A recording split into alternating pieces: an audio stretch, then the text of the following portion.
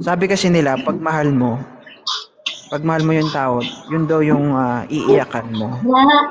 Sin- Since na iniyakan mo, ibig sabihin, mahal mo. Ah, Maubakol daw. Maubakol. bakit? Hindi ba talaga? Hindi ba talaga totoo? Kasi kung Totoo hindi mo naman, mahal. mahal, Mahal ko. paging po sa boyfriend niyo ma'am, kung saan ka man po ngayon, no?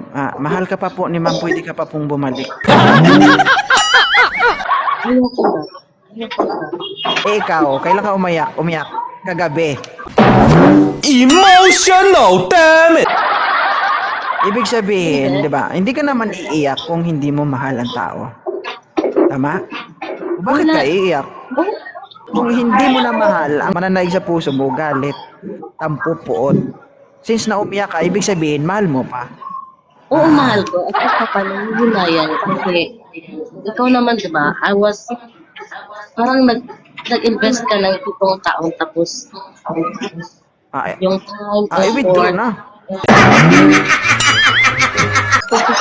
Kung pwede pa lang na i-withdraw. Kung pwede pa lang na ma-withdraw ko lahat yun, i-withdraw ko na. Hindi na ako mag-i-invest. Partner yung dalawang yun eh. Pag namahal ka, willing ka din masaktan. Hindi Ano ka pa? May masaktan. kulang eh. May kulang. Ano pa? Maliban sa masaktan. Ano pa? O ba't di mo... Masarapan. Oh.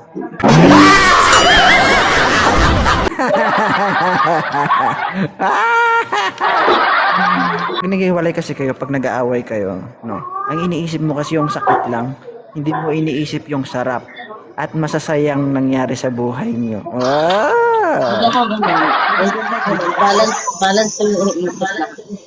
Pero wala Ay, eh. balance. Ano kakiluhan? Hmm. Hindi kasi pag may problema, pag maliit na problema, kaya mo, kung kaya, hindi na yun maliit. ako muna magsalita, okay lang. Okay lang. Kung okay lang naman. Oo.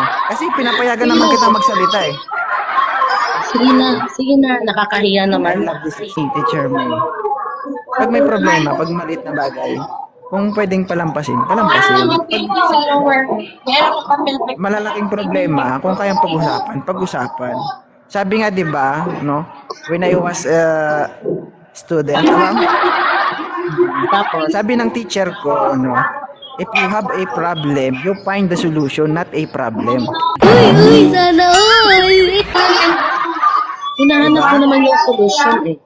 Andun kami sa part na yun na, gusto namin na ayusin pero hindi talaga maaayos kasi mabigat yun eh. Mabigat na sitwasyon yun. Alam mo kung bakit hindi maayos yung problema nyo? Hindi kasi maalis sa isip mo yung what if. What if? 'Di ba?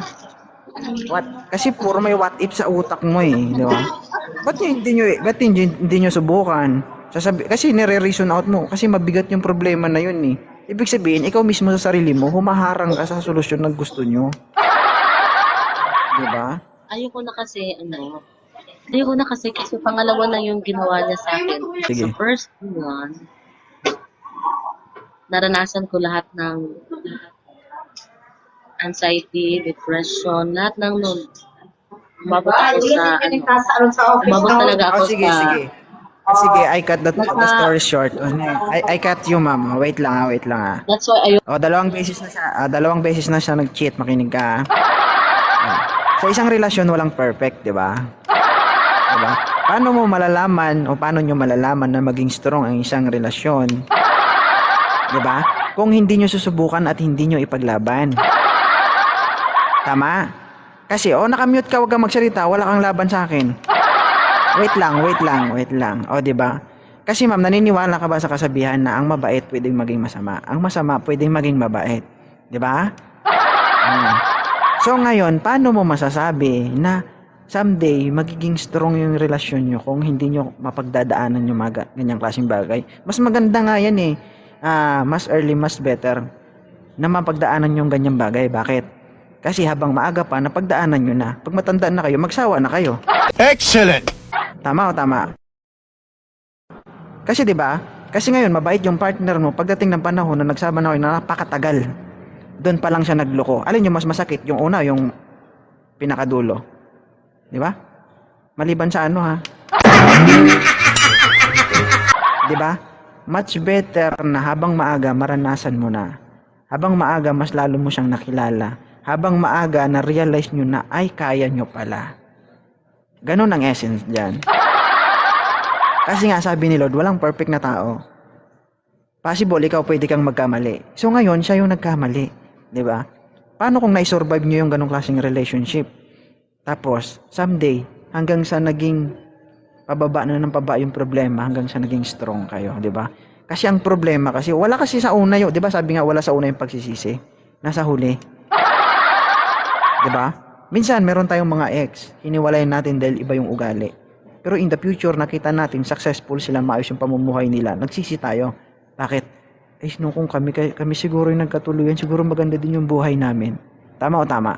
Tama? Tama talaga ako kasi ako yung host dito. Oo, ganun. In my own theory, in my own perception, bahala ka kung susundin mo o hindi. Oo. Pero kasi sa isang relasyon, mas masakit, mas masarap. Diba?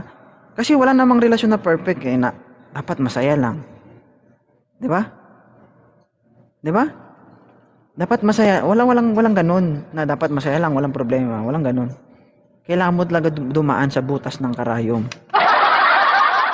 Diba? Tama o tama? Anong masasabi mo, Teacher May? Ayoko na magjowa talaga. Hindi totoo naman. Diba? Kasi, tingnan nyo yung meron tayong na-experience na mga lolo-lola natin, mga tito-titas natin. Alam mo ba yung dati, si tito mo, babaero yan, manluloko yan. Pero tingnan mo, may forever sila. Di ba? Part ng buhay yan. Mag-unmute ka para marinig kita. Wala ko sinabi. May sinabi ba? Wala ba? Oo, ganun Alam yun. mo, Kasi di ba? Wait lang ha. Iba-iba kasi tayong pananaw sa buhay. Kung yan yung pananaw mo, Siyempre, just kung let it parehas be. tayo, edi sana naging babae din ako. Kaya nga sinabi ko, diba, iba-iba tayong pananaw. Kung yan yung pananaw yun, kung yan ang opinion mo, di sa'yo yan. Iba kasi sa akin, I was nagbigay ako ng chance sa kanya. Binigyan ko siya ng chance. Kaya sabi mo, di ba, walang relasyon na perfecto, nagkakamalit talaga. Hindi naman, yung relasyon namin, hindi naman talaga perfect. Hindi perfect. Oo nga. Kasi Kaya nga sabi ko ba? Wait Kaya lang, nga patapusin mo sabi muna. Patapusin mo. Pinapatapos. Sige. Di ba pinapatapos kita, tapos yan, hindi mo ako pinapatapos.